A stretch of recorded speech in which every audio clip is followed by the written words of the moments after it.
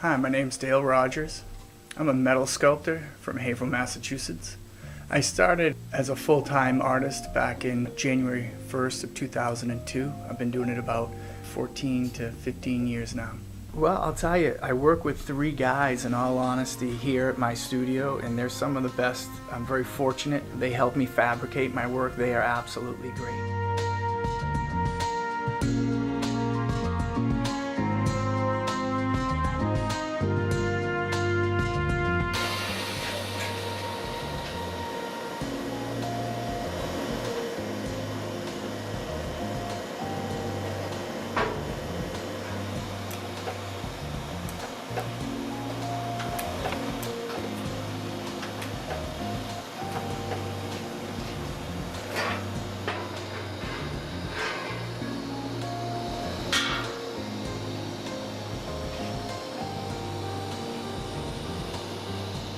So there's 3 portions of the sculpting process for me. There's a design phase, a cut phase, and a welding phase.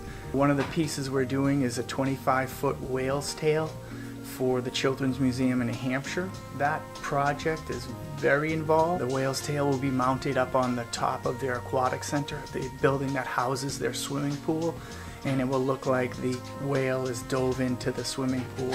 The process to build that is no different in a lot of ways than it is to build a small piece. And it's those 3 phases. It goes through a design phase, and for a big project like this, there's other people involved in selecting the design. So there's multiple designs that were actually rendered for this project.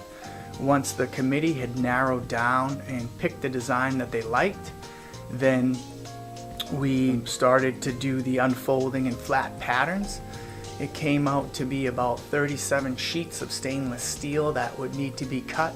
Once we had those cut here, the piece was actually too big for the shop that I am in now, and we built that piece in a tent. The reason we had to build it in a tent as opposed to just building it outside, the process of welding that we use is this TIG, or tungsten inert gas welding, and that inert gas shields the tungsten from any oxygen, so it's just pure heat and not a lot of burning. If it's a windy area, then the wind will steal that argon gas away from the welder, and it causes a lot of problems. Now that that piece is built, we'll have to transport it. Now, whether it's a small piece or a large piece, it still needs to get delivered. Some of the small pieces I ship freight.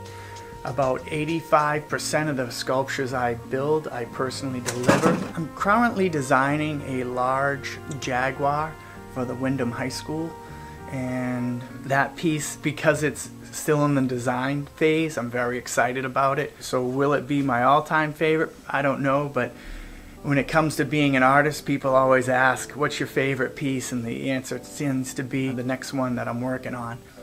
So one of the hardest pieces that we've ever built, or one of the most in-depth and that took the longest, was that whale's tail that I was just referring to.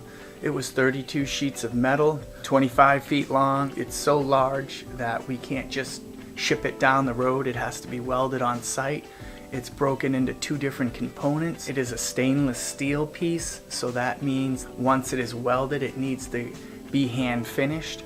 And there was just a tremendous amount of surface area that needed to be polished and finished on that. So that was probably, in the length of time, it was over 6 weeks just to do the fabrication side. So that was probably one of the tougher pieces we've built here. Advice to any starting artist: I would highly recommend selling your work in the beginning for as affordable price as possible. If you're going to become a full-time artist and create art, and do that at least 40 hours a week, you're going to end up with a lot of art.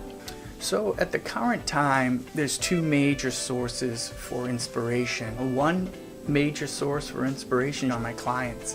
They'll come to me and they'll have a set criteria that they're working on. The second area that I gain most of my inspiration is from past work. I really like to build one piece on top of the design of another.